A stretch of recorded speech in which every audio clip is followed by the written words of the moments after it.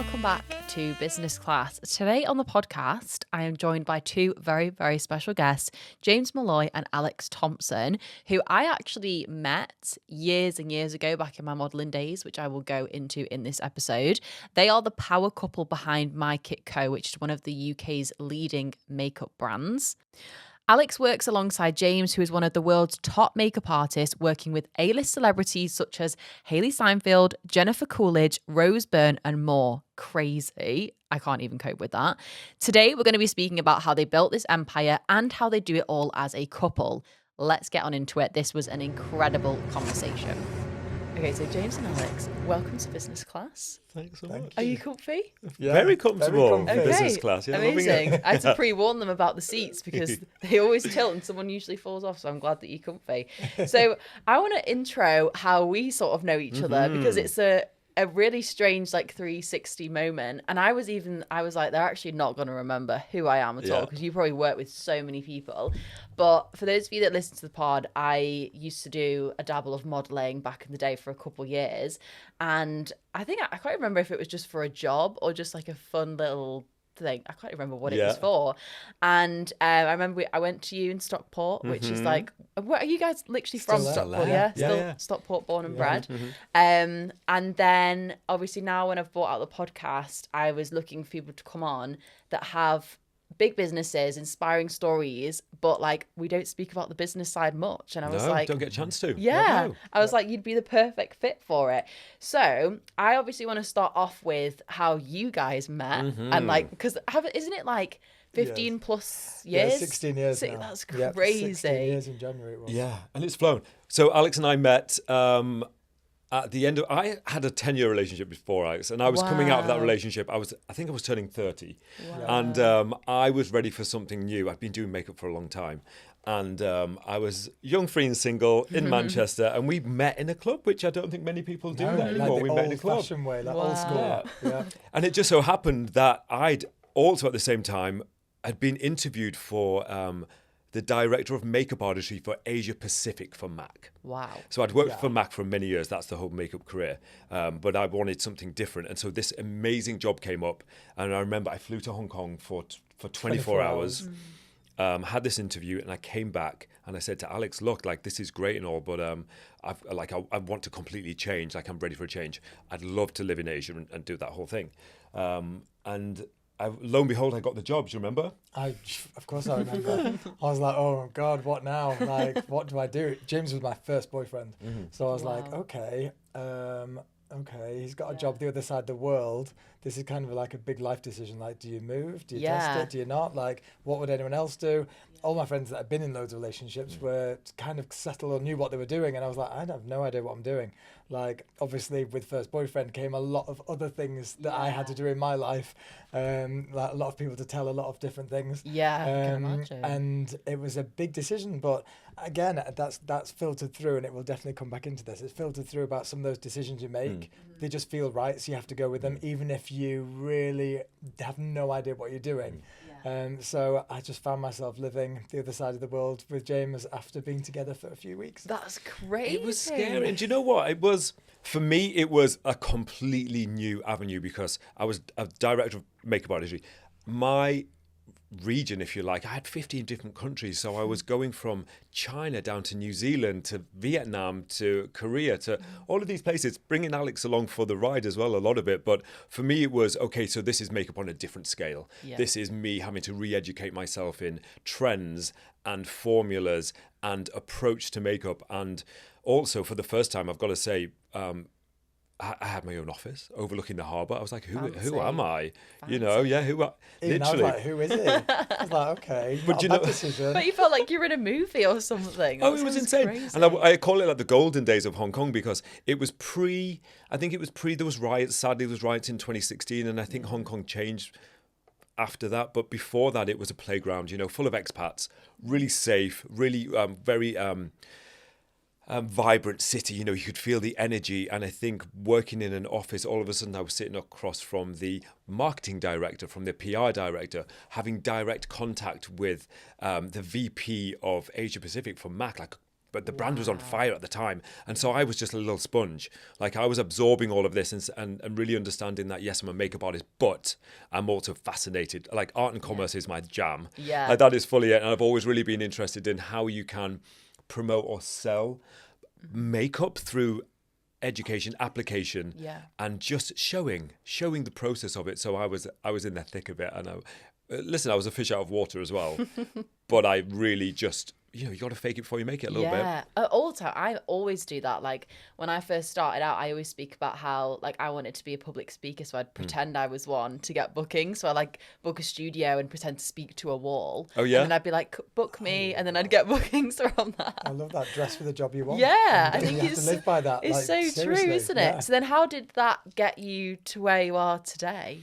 Well, it was a 5-year journey, and I always look back on those years as I think that at the time we didn't realize what we had. We had a sick life. And I remember saying to Alex, this is crazy. I used to say, God, our life's too easy. It's too easy. This You is used to say it too a lot, easy. It's too easy. It never You feels could- yeah. right, does it, when it's No. too easy? I'm like Yeah. waiting for the bad thing to happen. And you kind of live like not to the fullest because of Yeah. that. And I think that's something you can really learn. Looking back in hindsight, of course, it's so easy to say it. Yeah. But to live for the moment is something that we've really learnt now in hindsight because we had it all there. Yeah. And it was too easy. Yeah. But then when you start a business, very quickly, Like, remember those days? it's nothing is easy anymore, ever. Look Full back stop. on that fondly Yeah. now. And we're just kind of like, I guess we're fast forwarding through those 5 years, but it was a really interesting time, I think, for us as a couple and as future business partners, because I think what we were doing, we were kind of understanding each other's skill set, really. And we are very, very much left brain, right brain. Yeah. Very much so. Very much so. And so I'm very much an ideas guy. I'm again not that academic, honestly. Yeah. School was fine for me. I think it was, I'm not a numbers guy. But I love an idea and a concept, and I like to see, like, I have ideas coming out of my head all the time. Yeah. And I think what Alex did, and I'll let you speak to that, I think you were able to. Contain it. Quiet the noise. Yeah. Quite the noise. Yeah. Yeah, exactly. That's what I my mean, partner just does. to that, our stories, our upbringings in our past are so different. Yeah. Public school, private school, no uni. Wow.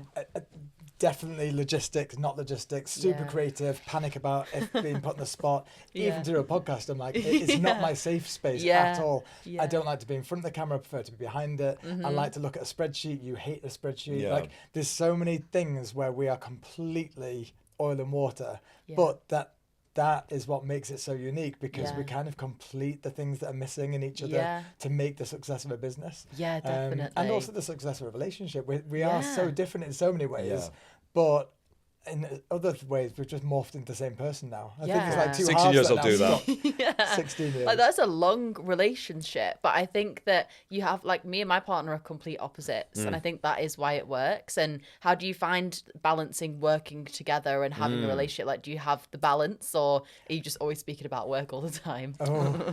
It depends where we are. I think what we find our solace and our escape when we travel. Yeah. We really do love to travel, and we enjoy it, and we use it for absorbing different cultures and different ideas for work, but also I think we can breathe a little bit more. Yeah. And thankfully, our team is great. We have some really solid members of our team. I mean, for example, Kate, she's our brand manager. We met at Mac 20 odd years ago. Wow. And she's come along for the journey. So I have some people that I really, really trust. And you need that. Super important, I mean, think. she started 1 day a week part-time and then now works 8 days a week. Pretty much. Okay, thank God for Kate.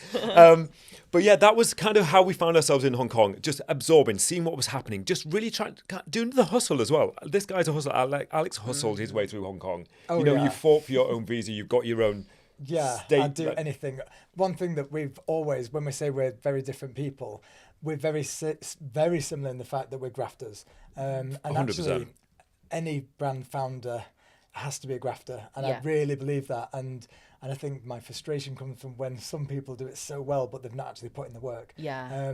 And I think that that's what makes it feel so good when you are a grafter, and when it starts to do the things you want it to do. You're Yeah. like, I've earned that. But Yeah. in Hong Kong, like I was working for the Hilton before I left, but of course it was so difficult to get a visa in Hong Kong, so I would do anything I could. I was still working in hospitality. I was working for event companies. I was teaching English. I was working at the gym. I would do Wow. anything to just play my part and contribute to this life that we were building. And when we knew towards the end of those 5 years that we wanted something bigger and something of our own and our own brand, that's when the focus kind of to shift to, okay, let's get serious about this. So, okay, we're saving money, we have to graft, we have to earn. And I think that journey, which is probably 12 years ago now, is still going. Like there was a different mindset of, oh, if we're doing our own thing, it has to be right. And we have to put all of that graft into something. So never been shy of work, we'll always graft. Yes. It was always finding that outlet, finding where to channel all of that into. And that's kind of the start of the journey. And it takes time as well. Like, it's so funny when, like, people might look at you guys and be like, wow, they've got this incredible business and life and stuff, but you're still building it. And it's also taking years and years and years to get to that point. And I think it's really interesting as well, like, all the people I have on these plane seats who people will look at and think, I want that. They still don't feel secure and like they've made it. Nail on the head. Nail on the head. I mean, you have, and hopefully we can talk about that whole mental game that is business as well at some point, because I think that's really interesting to deep dive into. But I think so we found ourselves in Hong Kong. I could tell that Mac was not coming to an end. It was a great brand, but I think come 2016, I don't think they were keeping up with the trends. I think there was a huge shift to social influencing and people making content without the help of a brand behind them. It took them a while to get that. And I kind of sensed something was in the air. And I always remember I was in Shanghai and I was just on I like to explore these random places. And I came across a brush store. And I bought a few samples and I took them to Fashion Week. And I was like, hey, check this out. Like I love these brushes. What do you think? And the makeup artists were just like, yes, gimme. Because I'd noticed that the quality maybe wasn't there at some of the brands like MAC, for example. They were mass producing more and it wasn't handmade and I felt the difference. And like any good brand, I was like, oh, okay, this is interesting. There's definitely a need. So first of all, who are you serving? The artist community, and they want quality. Second of all, like, where are they getting it from? At the time, there was no kit brands at all. I was finding myself, if I was in New York, I'd go to Ricky's. If I was in London, I'd go to Screen Phase. And you'd have to go to these specialized places. And I was telling Alex about this all the way along. He's always been there in these random shops going, okay, I don't get it anyway. So this was the initial idea for my Kitco, a one-stop shop that had beautifully crafted handmade brushes, the number one thing I had to do, and also a selection of bags and things that you need to make your kit function well and also look great as well. Because I was a pretty early adopter of Instagram, and so I understood that the visual side of it, I understood that it has to be, people are taking pictures of the kits more and more now, so where are they getting from, who are they using? So that was the nucleus of my Kitco, and really, when I came back from that trip, do you remember? I was like, people seem to be loving this. So lo and behold, the next time I was in Shanghai, went back to the store and was like, do you guys, like, do you make product from scratch? We've never been about white labeling. I think that's what from the jump, it was never about me just taking the easy road and just going, let's just slap my name on it. Never. It was all about handmade. Everything's handmade at my Kitco and designed in-house. And 10 years ago, I will just say as well, we were schlepping back and forth on this random train, this rickety old train from Hong Kong to Shenzhen or to Guangzhou. It would take forever. We didn't speak a word of Chinese. And it doesn't seem like 10 years ago is that long ago, but actually it's a jump. It's a leap from how easy it is now. Easy, he says. Definitely. More simple. I mean, the things, just those buzzwords that everyone knows, Alibaba, AliExpress, Temu. There's so many places now, resources, which is great if people are really struggling to find something to source. But none of that existed. And that's only really happened in the last few years. So we were literally in vans, not speaking the language, not knowing where we're going, sending people our last known location in case no one ever saw us again, with boxes and boxes on the back of a truck. Literally on the back of a truck. Just like dropping with off with all of our earnings that we'd saved up in Hong Kong. I mean, it really was. We started it ourselves by shifting these things on the back of a truck in China and then hoping, fingers crossed, that they'd get home. I bet, Alex, you're like, what have I got myself into? Literally the whole time I was like, it's over to me now. This is logistics. So if this goes wrong, I was like, he's done his bit. What was your family's reaction when you said you were moving there with James and you were like, I've just met this guy? Having to really think back, but I think they were just really happy that I was happy. And I think that kind of came first. I mean, I've got such a supportive family and friend network Yeah. that they were just like, yeah, try it. It Go seems You'd for already it. lived in America for 2 I years. lived in America for 2 years anyway, so I Yeah. used to work for Disney, so I worked Oh, for Disney first, so wow. that's where all my customer service comes from. So Oh. hopefully people at my Kitco that enjoy customer Oh, service. that's where I'd be working if I didn't do this a little bit of Disney. A bit of Disney. So where did it start to take off then? Like when did you think this is actually working and this is becoming something big? So we went from I quit the job. It was Yep. it was difficult. I quit the job at Mac. Alex quit his job. Yep. We decided to move Wow. home, and I was like, okay, I'm going to go back into freelance artistry, and I'm going to have my Kitco as a side gig. It was always purely a meant to be a side side gig. gig. Yeah. Note that everyone, this was a side gig. Yeah.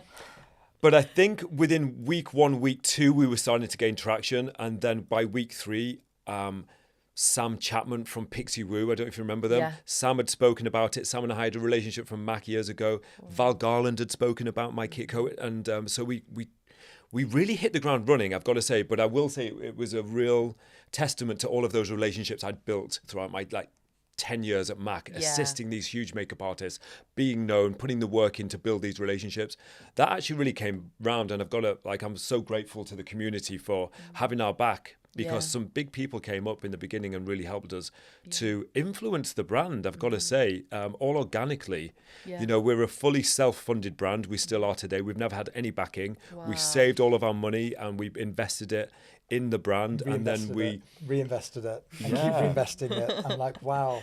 Like one day we'll take some. Yeah, Not today. One day we might take- not today. Something else to buy now. Yeah. But it took off really quickly, and then Dream within 3 months we were being approached by Selfridges. Wow. It was So it was insane. quick. We landed back from Hong Kong with our whole lives on Halloween. So I remember it was October 31st. Yeah. We had a little event at the Hilton, full Yeah. circle moment, because that's the job that I left, was the event Yeah. manager at the Hilton. Yeah. And then 5 years later, I launched our brand in the Hilton. That in is Cloud mad. 23, I was like, oh, really come back full circle. Wow. So that was on the 17th of November, which was our anniversary. And it was February, we were in Selfridges. That's and how did it feel to see the product in Selfridges? Like that's Oh. huge. Because I see it all the time when I'm in Yeah. Selfridges. It's so weird. I mean, it kind of, I guess, mind-blowing would be the thing to say, but also you're in it then. Yeah. And all of a sudden now you're dealing with a retailer who has a gondola that you have to design Yeah. for, and all of a sudden Yeah. there's all of these logistics in terms of shipping and how often do they order, and supply and demand.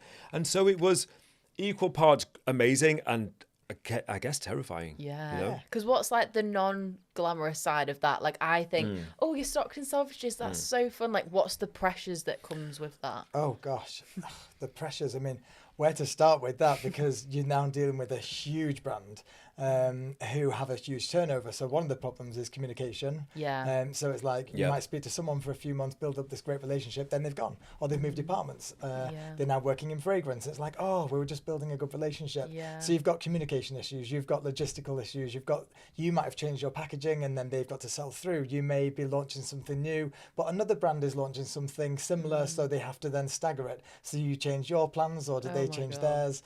You've got other things like staffing on the floor, like things that you don't think of. Contributing to staff, Yeah. and all of a sudden you've got 20k to pay for a gondola, and you're still a startup brand at this point. Yeah. And also just, I guess, making sure that you can compete with other brands in that store, because space is at a premium. They give you a small space, and you've got to make sure that you're It's performing. And Yeah. also, let's just talk about margins and what these big, great to be with names really ask of a small brand. Yeah. Like if you got numbers you have to hit, otherwise they Yeah. drop you, sort of Yeah, thing. fully. 100. Oh So my instantly God. from day one, it's like, okay, this is your weekly target, monthly target, and annual target.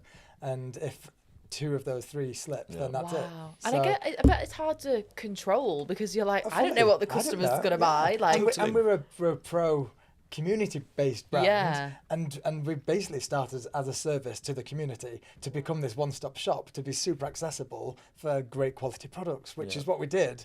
But then you're introducing Selfridges, and you've got to then adopt their mindset of their consumer. What are they looking for? They might not be a professional makeup artist, but you've now got to show that your professional products are available for all. So one decision of joining a retailer can actually really influence your own business and brand. That's when you need to be headstrong and go, wait, is that going to take us off course, or is it going to bring something to the party? yeah. And you never know, especially with 3-4 months old. Like an early decision like that could really shape, for the good or bad, your trajectory of the business. So there's a lot to take in those decisions. But your first question was, what does it feel like to see it? And I think your answer was, it was an equal mix. Yeah. I think of course you've got pride. Of course you get that like bubbly little emotional moment when you see it. It's like, oh, there's our baby. And you know that the post is going to do well with all your family and friends. But I think it is this overwhelming feeling, not fear, it's an overwhelming feeling of, okay, that's just the start. What's next? It's so, like, I always say to people, your business, and this is what I've learned in the past few years, it's about how it feels, not how it looks. Because I've done so many things. I even feel embarrassed now saying some of these things, but I've done so many things because I think it looks good online. And it makes me look like a bigger business owner than I am. But actually, the thing itself doesn't make me happy in any way. So it's like, my dream was always to have, like, multiple teams, like, 100 staff members, offices everywhere. And then I built up like my first core team, and I was like, I really struggle doing this. Like, this is not making me happy. It's almost like stripping back every reason why I started the business. I don't have the freedom. I don't have the money. I don't feel happy. I don't feel satisfied with any of it. But then I was like, why am I having a team? Obviously it's good because it's making us more revenue, but I was kind of just having a bigger team to look good on social media and be like, look at me with my employees and stuff. I don't know if it does, and I think it's really important that you talk about feelings. Like, how is it making you feel on a daily, weekly, monthly basis? Because at the end of the day, you leave the business, you go home, you're still a business owner, so you never really leave the business. And I think that's something that we struggle with. We, like you said before, we do take our work conversations home a lot, and so leaving the country does give us our headspace, but also leaving the country, I'm leaving the business. So it's like, what does make you happy? And I think, 10 years in, my Kitco's 10 years old this year, which I never, that's crazy. I always imagined would happen, obviously, but we were looking at some crazy statistics the other day, and I think 0.06% or something of new beauty brands make it to 10 years. So I feel like at the moment we're like a heritage brand. My Kitco feels like we are the blueprint for makeup kit brands. We just are. We've had some amazing viral moments. We've had some terrible moments where things just didn't land. We've had the ups, the downs, the trials, the tribulations, the bigger teams, the smaller teams. We've kind of been through run the gamut with my Kitco at the moment. And for me now, it really feels like a brand that understands what it is. Our big thing at the moment is bringing our community back and going live a lot more, because I think that's missing in the industry in general. I think people are sick of AI and they want face-to-face or at least a live. That's a big focus for us. But also, do you know what I will say, Vicky? We want to take all of our experience that we've built with my Kitco and put it into something different. One thing or two things, something different. My Kitco will always be there because it's like the pillar. But I think we're ready now with our 10 years of experience to go, what about that? Or what about that? Or what about both? So I'm quite excited. Like, I'm still, There's a little secret. Could be future chats there, but Interesting. And I always think as well that it was great that you had those people that helped to boost my Kitco when it launched. But that is, like, I think a lot of people will see that as, oh, you're so lucky you've got that. But those are connections you had to work for. That was 10 years of assisting. I was, when I first started out assisting Val, for example, I would be at a show with Val. I wasn't doing faces. I would be doing bruises on knees. Literally I started from the bottom up. I started from the feet up, graduated to face, and then, things come back around. And I do think it's important to be a decent, nice human 100%. Being. 100%. 100%. I think, like... Don't be pushover. Finding the balance is really, really difficult. But something that really stuck with me, I can't remember who said it. It might have even been like Stephen Bartlett or something. The concept of invisible PR. And it's like who you are behind the cameras, behind the glam, like just to... a waitress at a restaurant, or like, anyone, is this what you say? Literally. It goes a really, really long way. And I think as well, like, that's what people remember you for. So you've obviously got these great connections because of how you've been with people. And I think that especially in business, people can get really big-headed really fast, and like they can be in certain rooms and treat people not as well as they should. And I think especially because you guys do so much work with celebrities and at these amazing events and stuff, I bet it's not all like glam and everyone's super friendly and you've had expectations not met and stuff. So like what's that side of it been like, meeting these people who are just like We were just talking about Rose Byrne before Yeah. this, like from Bridesmaids, if you don't know, like Yeah, she legendary. best film ever. And like you can't even fathom meeting someone who is that famous and what they've done for people and stuff. But I bet some of Yeah. them, are they not what you might think, or how have you found that? Such an interest. The celebrity thing is such an interesting thing anyway, because I'm from super humble background, working class family, middle of nowhere, grew up in the northeast of England. Like I didn't really know that this was honestly a job that I could do. Yeah. And so slowly I started doing Fashion Week, and then you're amongst like famous models and you're seeing things, but then going into that room with a celebrity that you admire or that you've seen work of at least is interesting, because then first of all, you have to read the room. And I guess it comes with maturity as well. Being able to kind of calm yourself, read the room, match their energy. Yeah. And ultimately, yes, you're there to make them look great for the occasion, but also I think it's an energy thing. Yeah. And a lot of these celebrities what they want around them is people that make them feel calm, cool, calm, collected. You're not going to bring any extra drama.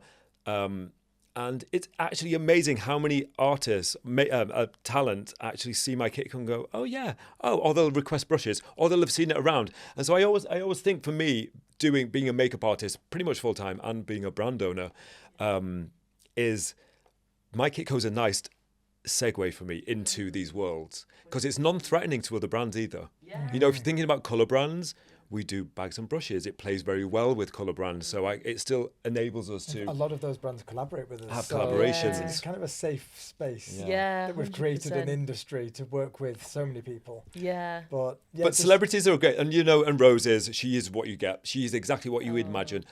A beautiful soul inside and out, and just so lovely. And perhaps sometimes I've worked with celebrities that we've not had that same connection, and that's okay. You don't work with them again. Yeah. And again, old enough and wise enough to go, that wasn't for them, but it also wasn't for me. Yeah. And so when you find your people, much as when you find in life or in business, when you find your people, stick with them, I think. Yeah. And what do you think then? It's because you've had so many of those moments where you've been to these events, you've met these amazing people. Have you had anything that's been a standout highlight where you've both just been like, what the hell is our life? This is crazy.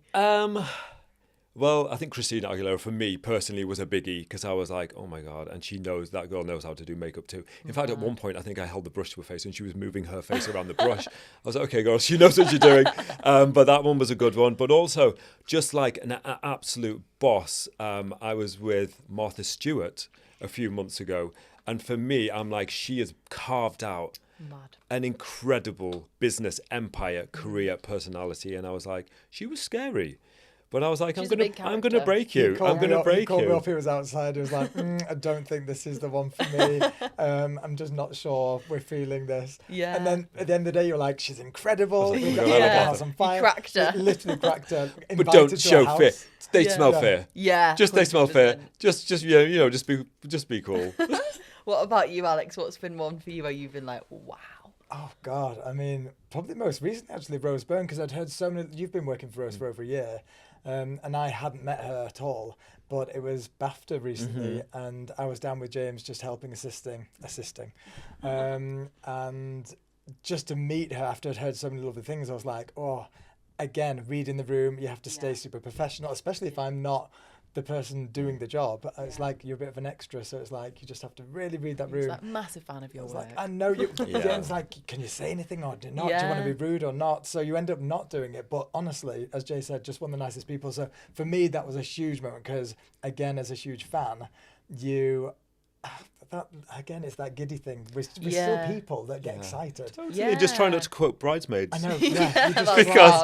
But she will do so many things. It's just in her nature. She'll do so many things that are bridesmaids-esque, and you're just like, oh my God, I can't believe that's actually you. Yeah, and then she has to live with that every day. Like I bet people say it to her every day. So you also don't want to be that person either. And it's like an energy exchange, isn't it? Like I remember seeing some TikToks a while ago about how when people meet celebrities, they're like, you've saved my life, and like they say such deep things to them, and I bet it's a bit overwhelming to be like, it's a bit energetically quite strange, I can imagine. Do you want to tell your Cynthia story? My Cynthia, you've just hit on it. I was like, oh my God, I saw you there. But yeah, James was doing a job for the producer of Dracula, the new Dracula show. Yeah. With Michael Castle, and we got to go to the press night, which was obviously amazing. she is incredible, Cynthia.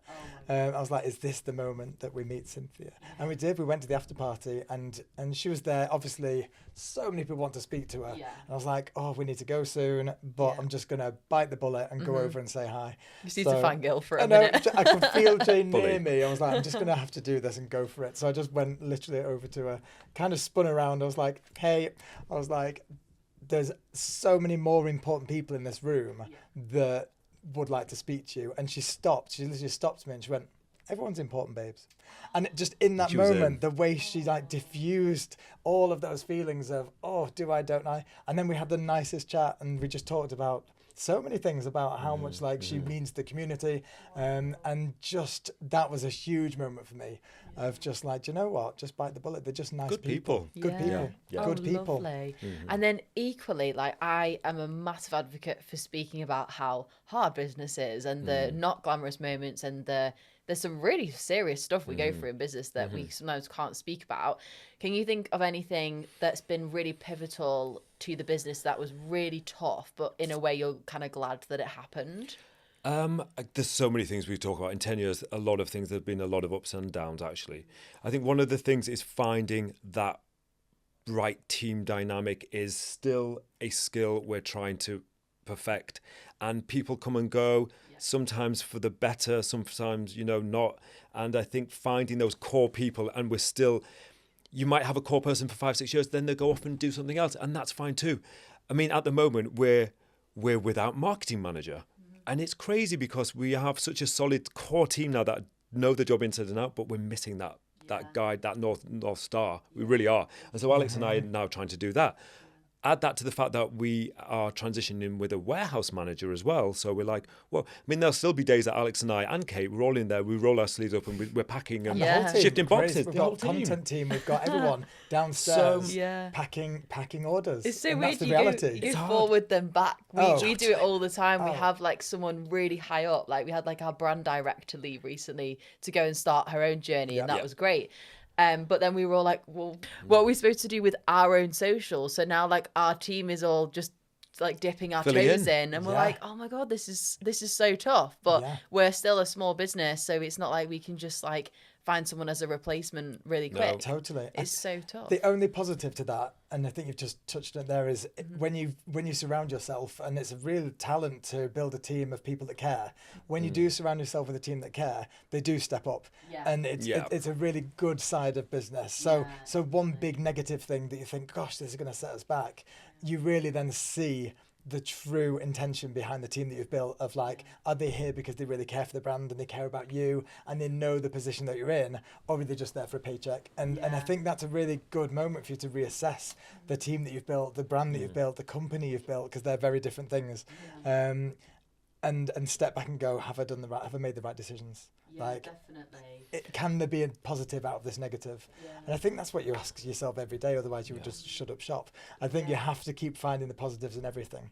But your main question then about when it's at its worst or a bad thing, you've gone with staff, and I think staff is probably the team. team. Everyone says that. It's I'm sure interesting. that is everyone's top answer. Yeah.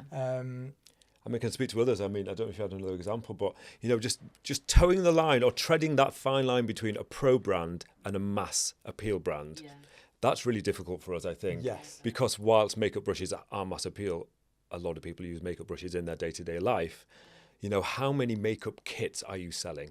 How many of this new concept are you selling when you have versions on Amazon, versions from, other brands that are honestly copying your bag stitch for stitch, which is wild. And it's just those days when you're like, are you again? Come on, How really? does that feel to have something? Well, that was man. mine. James was talking about team. Mine was going to be about competition, which can be healthy competition, or it can just be downright copying.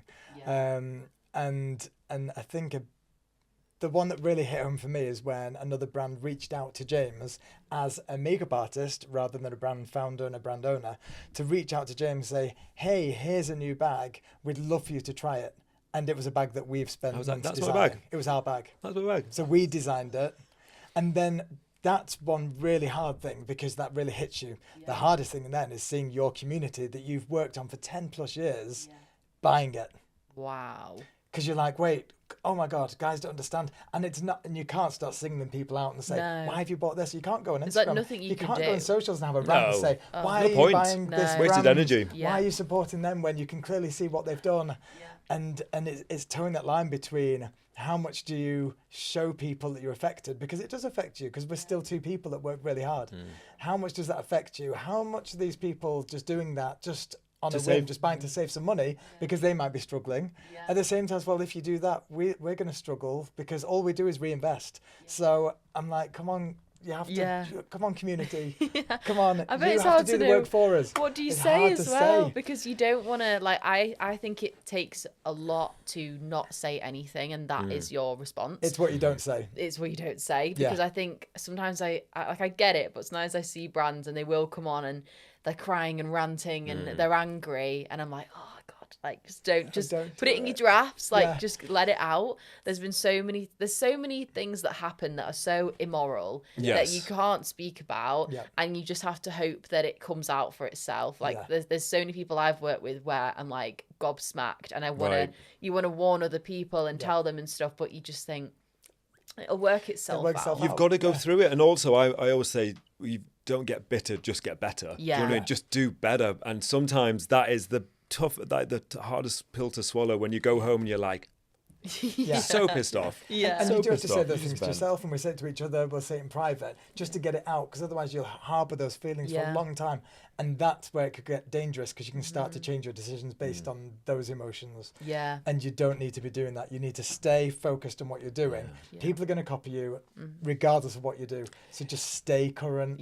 Keep pushing it, and keep feeding the community that really do support you, that have been there since day one, of which there are thousands. And it means you're doing well. If people are copying you, you're always first. If they're copying you, I see it as like they're copying you because you're above them. Like I wouldn't copy someone that's like not doing better than me, sort of thing. But I think it's just so interesting how everyone says the hardest bit is people, whether that's team, outside of business, who you work with. I think team is a really interesting one, because it's such a strange relationship if you think about it. It's people that you essentially like live with, like you're with them every day if you've got them in house, but like you can't be friends with them, but like you don't want to be, you want to be friends but like not too friendly, and you need to be able to have difficult conversations but still like be able to be yourself at work. Like it's a hard, have fun. Have some fun as well while you're doing it. But then it's like, especially if you're, I suppose from what I know, you guys are sort of like me, where you know you're a nice good person, you want to create a nice environment that can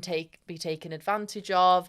Like it's so tough, and I think it takes a really long time to work it out. And I think people are also really scared to come on and say they've done things wrong. Like I've made loads of mistakes with team. I've had people leave that haven't been happy, and got you. But like no one will say that. Like I've had brands on here, they're like, oh, everything's fine, you know, we have the perfect team and stuff. Like it hurts when someone leaves for the first time, and you're like, was it me? What have I done? But ultimately, we've not had like leadership training. We don't really know what we're doing. Like it's tough, and it's a mindset thing as well. What do you think you guys have found has been your biggest mindset shift? Like what's the thing you've struggled with the most mindset wise?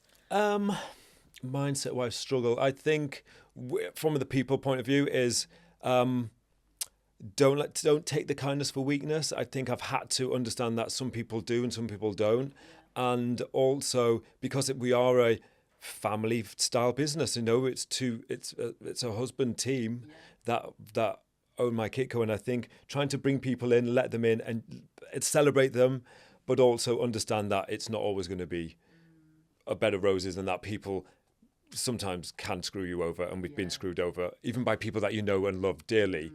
It's just business, it's difficult. And so I guess just going back to that first rule of everybody wants to start out by employing their friends and family because they're accessible and you know them, you like them, but it's definitely not worth losing friends for. And sadly we have in the past, and that's really been, it's still something that's tough to deal with, I think. You have to live with that forever. No matter how much success comes, if you've lost friends, family, or anything over a business, it really does realign what you're doing it all for. Like you said before, like if it's not making you happy, why do it? You have to step back sometimes and go, wait, are we on the right track here? Like, is this right? But definitely on that friend and family point, like I think a mind shift is always to it's not really like an advice line, but like just to step back and go, wait a minute, have I given all of my time to this business? And should I have given more time to family, friends, picking up the phone, calling someone I should have spoken to, saying yes to dinner instead of no to dinner, but always saying yes to the business. So it's a little bit of a mindset shift that I think, if we're being really honest, any brand founder, any business owner is probably still struggling with that forever. So if you're going into it and you think, I'm going to have a great work-life balance, or I'm going into it so I can control my hours and have a work-life balance, I wouldn't say think again, I'd just say think carefully. Because what you might think is full control by having your own business, don't forget that business is going to control you. 100%. Like 100%. I mean 100%. Yeah. I know you're saying you agree 100%. I mean it will completely control you 100%, whether you think it or not, or whether you think you are the most organised person and can do time blocking and like, God, this is for me, this is for my pet, this is for my family. It's always there. It's always there. And you go through different periods as well. Like some you feel organised and put together, everything's going well. Other times it's like everything's going wrong and you're spinning so many plates and stuff. But it's just, there's never an in-between, is there? It can be daily. Yeah. And I will say that, Vicky. Like Hourly. Hourly. Honestly, and your emotions, you have to really keep them in check, because honestly, one day you can wake up and think you can conquer the world. You were like, everything is great, finances are good, the team is great, we've got all of the this launch is landing, like everything's, and honestly, you should celebrate those moments. Because literally the next day you wake up and think, I can't do this. What's been like, because you know, you were saying how there's like a few things with the brand you've gotten wrong. Like what have you got an example of something where you're like, oh, we really missed the mark with that, or like that's not hit as we would have thought? I think at one point, and this is when we were really trying to understand how My Kit Co could be more mass appeal, we launched a brush set, which we fully stood behind. Great, My Kit Co to go. Looked great. The brushes were gorgeous. It was very pick up and like grabbable. Yeah. It was very shoppable. Travel friendly, shoppable. You could see it in Selfridges, which it did quite well in Selfridges, so it hit that market. But you could almost see it like in airports. In the Boots or you the could see it airport. in Boots. You could see it like we had this very strong vision for what it could be. We had a big idea for this, and put loads behind it, and ordered a lot of stock, a lot of inventory. And I think it just, because of multiple reasons, we didn't quite land that moment with like a Boots or a Superdrug, or we lost our connections with somebody that could get us into travel retail. We were sat on a lot of stock, and it really put a dent in our year, if not the following 2 years, because all of a sudden we were like, we've invested heavily in this. It dents the team, it dents the morale, it dents the finances, but above all, as a brand founder, if it dents your confidence, then it can take years to recover from something like that, because you doubt yourself. I was like, oh, I thought one thing and the other thing happened. It reminds you that you don't really, at any point in your your business, know 100% what you're doing. No. Or if it's going to sell. It's just a very humbling reminder if it's going to sell. We're all making it up as we go. We're making it up as we go, and that's fine. And when it's riding high, it's great, but some of those things can knock you, and I think it's the confidence knock that's worse.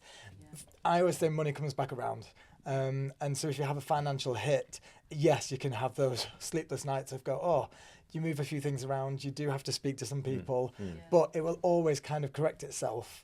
Especially the heritage brand, where you know there's levers you can still pull. A little harder if you're in your first year of a startup and something big happens, but it's the confidence knock. That's when you need your people around you that can build you back up again. That's when you need community. Oh yeah. If ever I'm in doubt, I can go onto a few select social media posts that we've put out that really we've asked the community to get involved, whether it's a giveaway or something.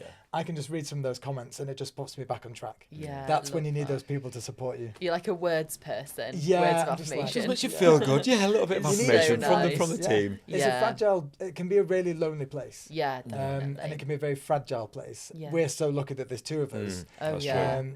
I couldn't do without my sister or my partner. Like, I could important. not do it at all. Just to sound off. Yeah. Honestly, to sound off sometimes. It's just like can we just strip all of that fresh Yeah. livings away for a minute and just get into it, because Yeah. It's hard. And sometimes it's okay to go, do you know what? Not today. Yeah. I can't I'm spiral staying today. in bed today. I can't go there today. Like we could both spiral and go, oh, and then there's this problem, then there's this problem, then there's this problem. Because one problem normally leads to another. But also one success can normally lead to another. And totally, So we're sometimes such switch and off. also, it's not all doom and gloom. We've got loads of success as well. And I think sometimes, to your point, like, it is interesting to talk about the things that maybe haven't gone exactly how you wanted, but also we still get up every day with that same fire in our belly to make sure that we're innovating, that we're looking forward, that we're planning for 26, 27, 28, what's coming next, and like, how are we going to inspire the team today? Because ultimately we have a role and responsibility to walk into the office and to make sure that everybody picks up on our energy, because I know that being founders, working with the team directly, it's very much like a mood ring. Yeah. You know, I feel like there's ebbs and flows with what people feel, and it filters down. And maybe if we didn't hit target that day, it can trickle down to the team, and the team cares so much that it comes back around. And to the point, and it's a very small thing. I know that Grace is here with us, but it's a really small thing that sometimes you go into the office with jet lag. It can be contagious. Yeah. Like we literally walked back with jet lag, and it felt like by the end of the day, everyone was sleeping.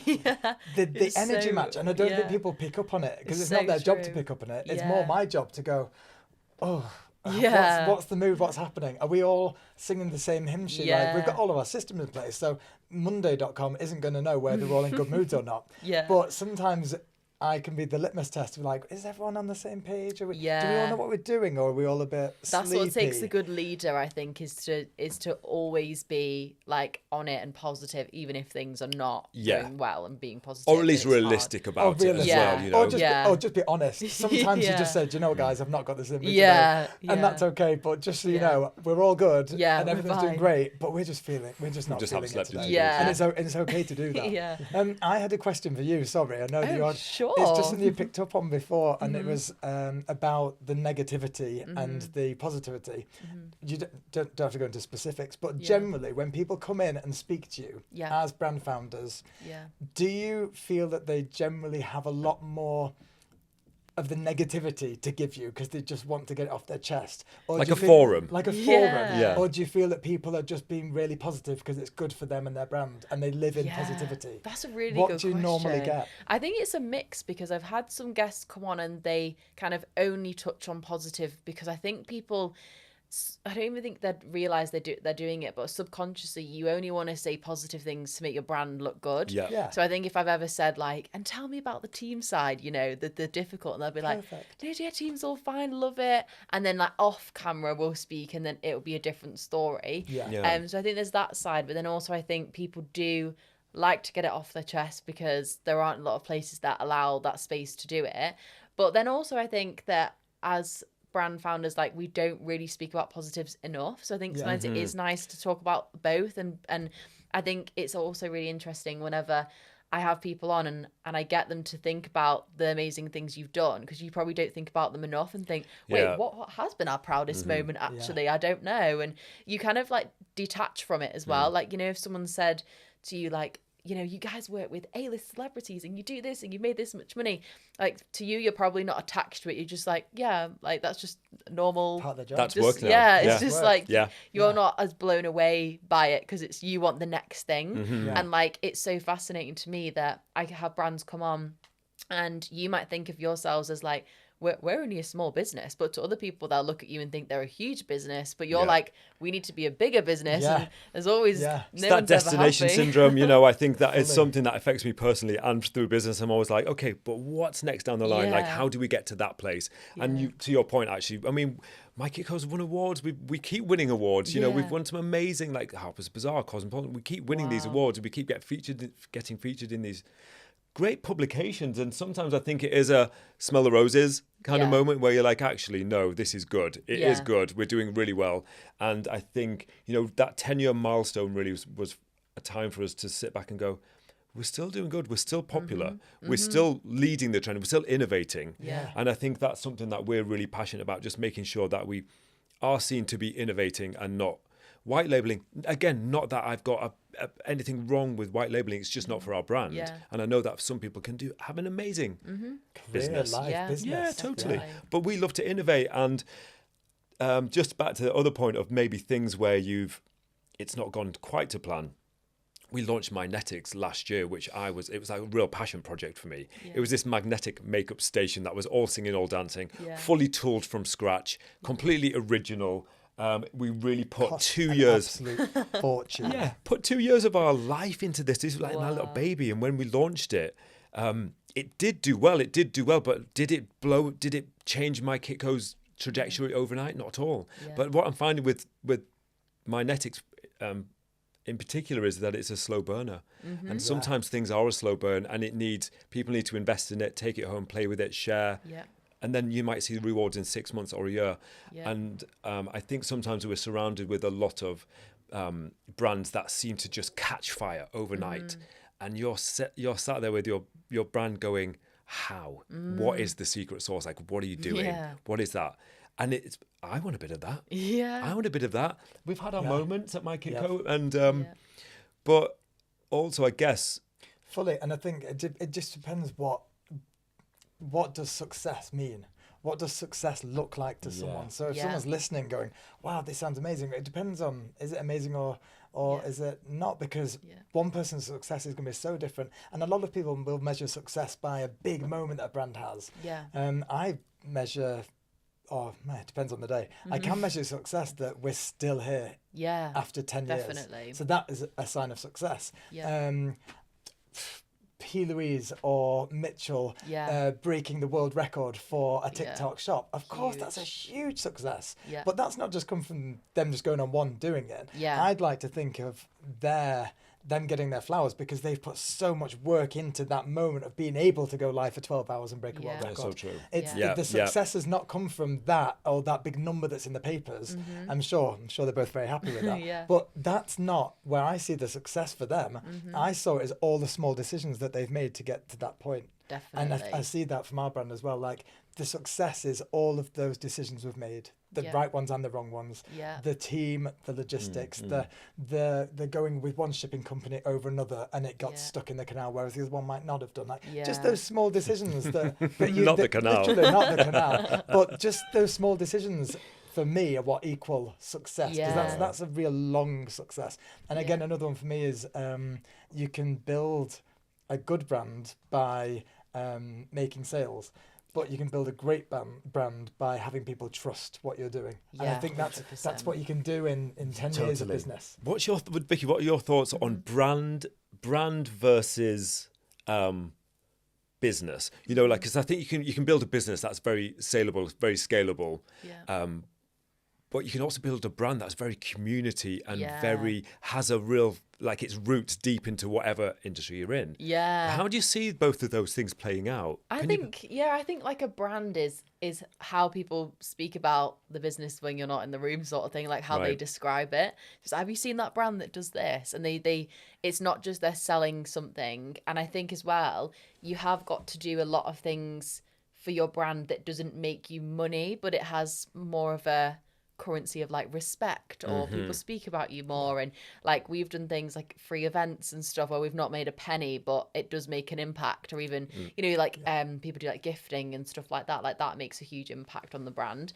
But I think nowadays powerful brands are backed by a powerful brand story and a founder story. I think that's what makes me buy into a brand, is the person itself. Yeah. But I think it's a hard one now because there's more competition. Like everyone's starting businesses. Yeah. Yep. I know that it's like harder to find a job. I had a girl that worked for me once. She'd applied to like 400 jobs before getting a job. She was like, it is hard to get a job.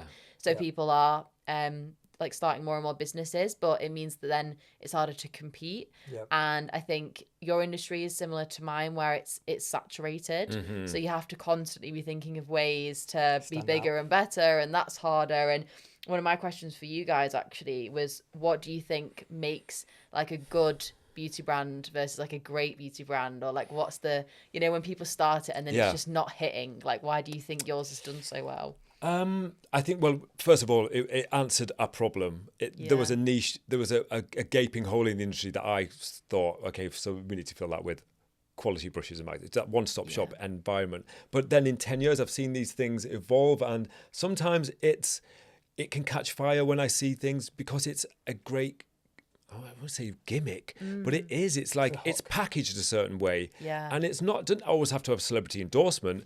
It's taking something that is already out there, but improving it or changing the colour. Yeah. Changing the colour, or putting it in a cube. Things can land for so many different ways, I think. Yeah. literally. But I don't know what's the secret. But What's the sometimes secret? it is. You just think, why did I not think of that? You know, and Totally, it's yeah. just something so simple. You're like, God, why did I not think of that?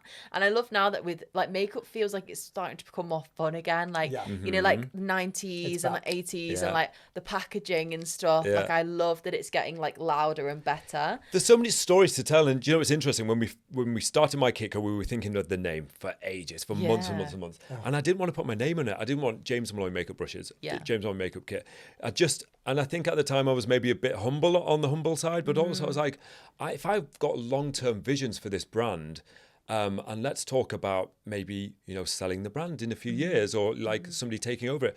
I think it's harder to walk away with it if you walk away from it if you're selling your name. Yeah, it is. And so I was Separate like, from it. yeah, totally. I wanted My Kit Co to, when you say it, you say My Kit Co, it feels like yours. it belongs to you. It's so nice that. Yeah. And that's the one again where it sounds so simple, but there's probably so much thought behind it where you were like, oh, it sounds simple Months. now, but Months and months, and so many different. And then we did the little cute brush logo, which people still to this day have a hard time working out. They're like, is it the Pope? Is it like I don't know, whatever it is. Somebody got onion. I was like, God, no. I was like, it's a little makeup brush. Brush I head. was like, But branding, that's where it all began. It began with the name, and it began with this cute little logo, and we always wanted it to be kind of fun and functional. And I think you're right. I do think we're heading back into that space. yeah. And if we look at like what were you guys like growing up? Like, are you surprised you're doing what you're doing, or does it feel like, of course, I'm doing what I'm doing? Oh, we come from very, very different backgrounds, actually. So I grew up in Stokesley, a place in the northeast of England, and to be fair, there wasn't much going on, really. It was really pretty, but quite a hard life, like quite a hard family life. Very not into, like, I was such a creative kid, and that was so stifled being a child growing up there, because, you know, I was kind of bullied by my family for liking things that were seen to be effeminate. And you know what, that was my superpower. And as a kid, I really wish I hadn't have hidden that for so many years, because I think it stopped me enjoying my sketching and my making clothes and being like into hanging out with the girls. Do you know what, look where it's got me now. And I will say, I think you can either let those things in your past, you can either let them take you down and stop you doing things, or you can, in my case, I just use it for absolute fuel. I was like, I'll show you everybody. Do you know what I mean? Like I'm like, I'll be the big success in makeup that I can be. And so that was my journey, really, just coming from being told no and being laughed at and ridiculed to go, and actually no, I'm going to make this into my thing. And did you have someone that was like your inspiration or that inspired you to be like that, or were you always just like a little lone wolf that just went for it yourself? No, of course. I mean, I hung out with the girls always, and I love female energy. I'm a big, you know, I surround myself with female energy and pro woman, everything. I had some really good girlfriends. And my mum's a really strong woman. You know, she's complex, and she's been through a really tough time herself in her life, but she's a really strong woman, and I think I take a lot from that. And like just the matriarchal role models in my family, there was a lot of them. And so I think they really instilled me with that. But then when I moved to Manchester, and God, 2001, I moved to Manchester, and I was let loose. I thought I was living in New York. Yeah. You know, I was walking down Market Street thinking I was in Manhattan, like loving my life. I came out as being gay. You know, there was so much freedom in that moment that I was like, actually, all of that hardship that you've gone through, don't forget it. Use it as ammunition. Yeah. I love that. What about you? What mine was yours? Mine is so different. Not to take anything away from Jay's, because I thought that was so beautifully put. Yeah. But I had all of the things that James didn't have. I had a huge support network. I had a great school that was super invested in every single pupil. Like, and I think a lot of that, you get a lot of stigma with that. Like, oh, then you're expected to do well. So I had all of the support, and I had a very supportive family when we started the business.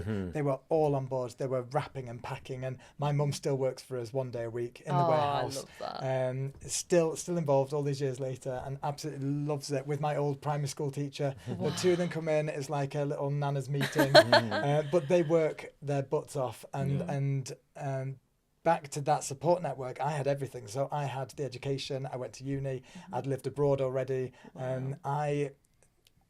I had all of the tools available, but wasn't really sure where to put them all and where to focus them all. Whereas James had all of that fiery spirit of, I can do anything. I was told that I could do anything because that was my safety network, and that was my school and my upbringing. And you're told quite an American way, you can be anything you want to be. You can go and do anything. You still have to put the work in, but you can do it. So I had that, whereas you always had this life of you're not good enough. You can't do this. You can't do that. Why are you doing that? You shouldn't be doing that. So that was all quite negative. Mine was quite positive.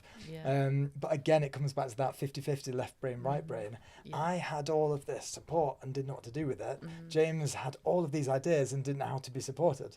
So those two worlds collided, both in a relationship way, but also in a business way and in a brand way. It just ticked all of those boxes that neither of us could do without each other.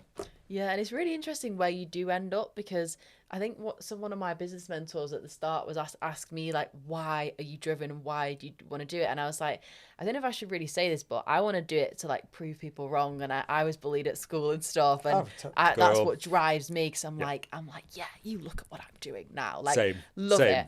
But then I thought, when you get to the point where they acknowledge, they know, then you're like, well, why am I doing it now? Yeah. Do you know when you've now done what? it? Yeah. You're like, What's what next? am I supposed to do now? Yeah. Like, I had like the girls that bullied me at school applied to work for me, and that was nothing could top that moment. Yeah. And then after that, I was like, what now? Like, why am I doing it now? Where's and you my have to motivation? reevaluate. Who am I proving it to? Yeah. There's And then loads I of the had to, successes that I have that I'm like, I've proved it to myself. Yeah, Whereas you I have to think for you- reevaluate the whole thing. Like, what have you found with that, James? Like, now Wow. you've done it, and you're like, Yeah. what's the why now? What is the why? I have so many whys, and I think in the last few years, Alex and I have become a little bit more. I don't sound so hippy dippy, but a bit more spiritual in our same. approach, right? Love it. Just in our approach to it, we're looking at it a little bit more. What does the future look like for our happiness? What does it look like for our success? Because success can equal happiness a lot of the time.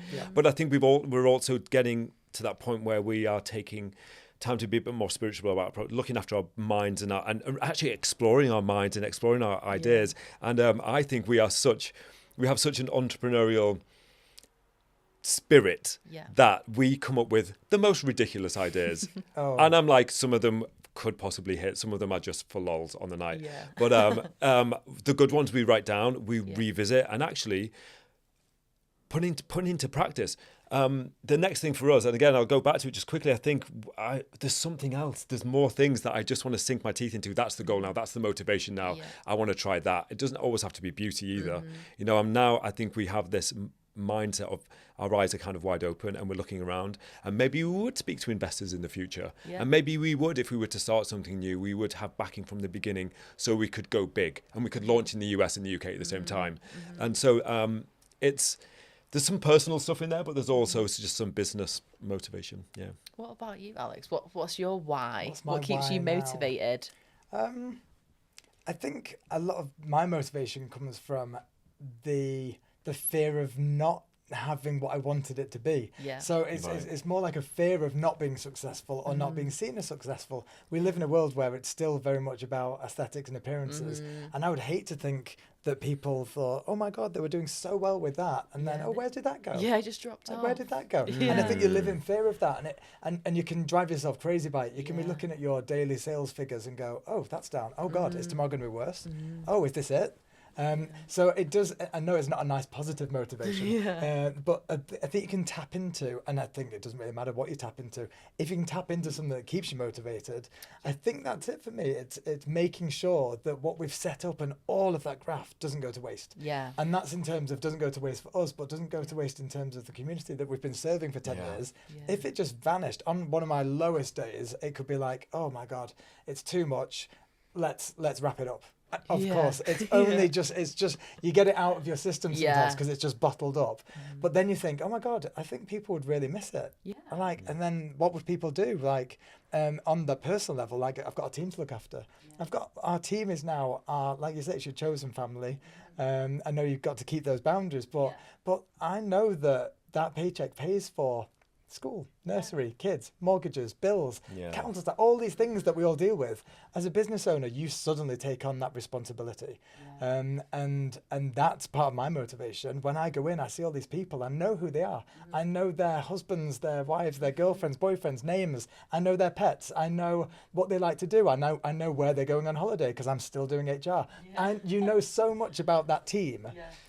My motivation is making sure that they are looked after, making sure that they feel secure that the business is doing well so that they can all get what they deserve. You can give everyone a pay rise. You can do those nice things. Yeah. Choosing to have your own business, you started by saying you can kind of look after yourself and do what you want on your terms, but you take on so many more responsibilities as a business owner than I think you realize before you start it. Yeah, great answer that. And you impact so many people, don't you, that you don't even think about. And we take, like, I just think it's a normal thing now, like, I've got a team, I've got a team, but some people are like, you've got a team? You pay for their salaries? And like, that was a huge thing. It's probably like when you took on Alex, you're like, I'm now responsible to pay him. And like, I'm like, you know, I pay my family, and what happens if that was to go? And that drives me a lot of the time as well. It's a scary why. I've got to say, nothing will motivate you like building a house. Oh, When I look at that hole in the ground that I'm pouring money into every day, I'm like, okay, I've got to keep time to making pull the money. socks up today. Yeah. So we'll round off with, and this is maybe a potentially on the spot question, but can you think of the best piece of advice you've been given that's really impacted you, really stuck with you and made a shift? And we love like non-generic advice because everyone always says, just start, just do it. Anything you can think I was of. going to say, the first generic answer would be, and it's so true, you're never ready. No. You are never ready. So that's the generic cheesy answer, which is just do it because you're never ready. It's all and if internal. You wait for it, someone else will do it. Yeah, like I was speaking at an event yesterday, and I always get people come up to me after it saying, like, I want to go viral and I want to post. Have you got any tips, any advice? And I'm like, I can't give you any because you have to start it. Like I tell people exactly how to do it, but it's their own mindset and blocks, and you're the only person holding yourself back. You're standing in your own way. Like I always say that to people, but that's my generic advice. I like yours. So I got my generic. You got your generic. Have you had time to think of a less generic answer, Jay? I don't know. I'd have to think. I think it's just something that, to coin a RuPaul phrase, she just talks about just that inner saboteur and how many times you can kind of let that creep in, and what you do when it does creep in, because we all have those days when you wake up and you're like, you've got that little voice saying, no, you can't, no, you can't, no, you can't. And it can be, sometimes it's louder than other days, and it can be really tricky. And I think you just got to look yourself dead ass in the mirror and go, actually, you've got this, it's fine. So that's just a little something that is in my head a lot of the time. Just you can do it. Yeah. I mean, I'm sure from one podcaster to another, you probably enjoy a bit of Mel Robbins. Oh, I love Mel Robbins. I mean, I've got it tattooed on me, actually. I mean, that's oh my God, I love that. Have you gone with Let Them? Let Them, Let yeah. Them. I was going to say, there's. I know it's super generic, but actually it applies to absolutely everything. Yeah. It applies to the negativity, the positivity, the being on track or off track. It applies to your personal life, business life, to your team, everything. It can boil down to let them. Yeah, and I think because we are business owners surrounded by people, and with being successful, that triggers loads of weird emotions in people. So true. Like good emotions, bad emotions, weird emotions. Like I've had so many conversations with my sister. We just sit in the middle of the office like, what? Like you can't fathom how some people behave, but it's because you're doing something that's so strange that people can't. They don't know how to react, and you get loads of different reactions. So let them. Yeah, That's what I'll leave it on. That's a good one. Well, is there anything you want to shout out, mention, anything new coming up that you can tell the listeners about? We've got a big year, actually. I think it's all still kind of under wraps, but there are 3 big moments that we're going to hit this year for My Kitco. We are doing a beautiful bespoke brush set for the first time ever, like really inspired by that Japanese handmade world. We're doing something that the community's been asking about for years. What we like to innovate. We don't just want to do a Me Too product, so we're doing something for makeup to store your makeup in that's so innovative and just gorgeous. We could have done it a long time ago, and other people have, but we want to do it our way. Yeah. So, and do you know what I will say as well? What we're doing, more lives, more events. Like we're opening our studio up a lot more, so we're going to have more face-to-face moments where we can sit down with a group of makeup artists and just talk about makeup, talk about our careers and where we're going, what we're enjoying this week, what we're stressed about. about. You know, because I think that, to your point, I think you mentioned it before about just being in a room with people where you can just sound off. Yeah, it's so nice. So that's one of the things that we're doing at My Kitco is we're opening our space up and we're going live a lot more as well. Every Thursday, Makeup Live with me, James Molloy. There you go. We'll be there. Every Thursday at 6. What's the your handles for everything? Instagram, where can people follow you? So you can follow me at James Molloy Makeup Artist. That's Molloy Makeup Artist. Do you get loads of misspells of MA, always.